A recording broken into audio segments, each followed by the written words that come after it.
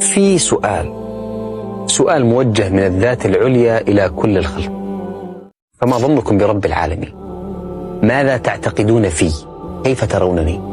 ماذا تعرفون عني؟ سؤال ينبثق منه أكثر من سؤال، وإذا سأل الله فلا بد أن تجيب. لكن من تجيب؟ هل تجيب الله؟ الله لا يحتاج إلى إجابتك. الله علام الغيوب، يعلم السر وما يخفى. إذا سألك الله فهو يقصد أن تجيب نفسك، وإذا اختبرك الله فلا أحد غيرك مقصود بمعرفة نتيجة الاختبار. فما ظنكم برب العالمين؟ شوف، أنت ممكن تتعاطف مع إنسان ما تعرف، قد تمنح التعاطف لأي عابر سبيل، قد تتسامح مع شخص داس على قدمك دون أن يقصد، بمجرد أن يوجه لك نظرة اعتذار، قد ترحم عدوك إذا سقط تحت رحمتك، قد تمنح أي شعور بسهولة وبدون مقابل إلا الثقة.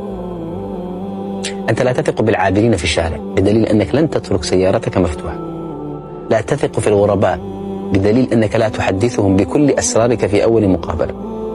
أنت لا تمنح الثقة إلا مقابل رصيد من التجارب، فإذا كنت تفعل غير ذلك أنت تعاني من مشكلة كبيرة.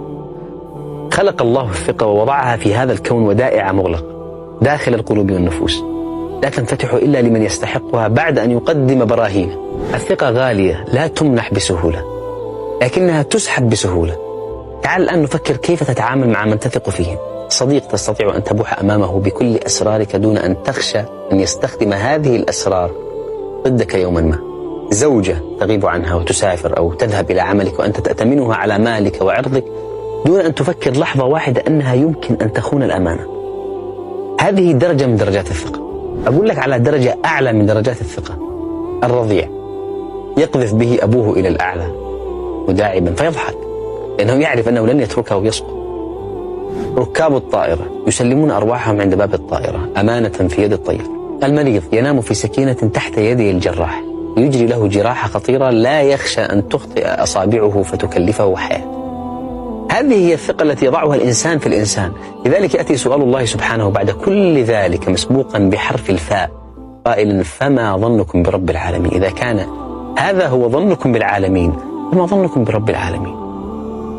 ألا تتفق معي أن الله أحق بهذه الثقة وأحرى؟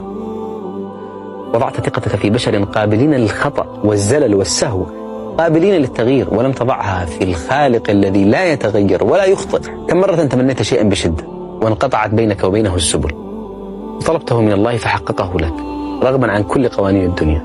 كم مرة مرضت وشفاك؟ كم مرة تعبت وأراحك؟ كم مرة خفت وطمأنك؟ كم مرة كان الله معك؟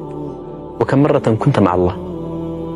مسلم أخرج في صحيحه أن رسول الله قال: لا يموتن أحدكم إلا وهو يحسن الظن بالله.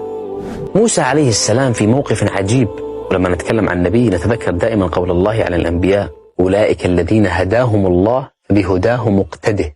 تخيل معي موسى مر مع من آمن معه من بطش فرعون ووصل إلى البحر، العدو من خلفهم، كل قوانين العالم تقول أنهم قد ضاعوا.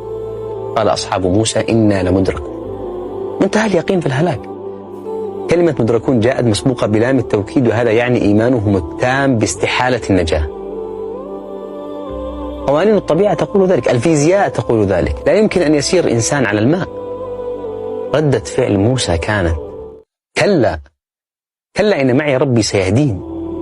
ثقة عجيبة. أبو بكر يقول لرسول الله وهما في الغار والمشركين يحاصرونهم من كل جانب: يا رسول الله لو نظر أحدهم تحت قدميه لرآنا. رسول يرد: لا تحزن إن الله معنا. طيب ممكن تقول لي يا أخي هؤلاء أنبياء ووضعهم استثنائي. الله يقول في حديثه عن المشركين: وإذا مسكم الضر في البحر ضل من تدعون إلا إياه فلما نجاكم إلى البر أعرضتم. عطاء الله على قدر حسن ظنك به، فلو دعاه صالح وعاص بنفس اليقين لأجاب. راجع حساباتك مع الله وأجب نفسك عن سؤاله: إذا كان هذا ظنكم بالعالمين فما ظنكم برب العالمين؟ سلام عليكم.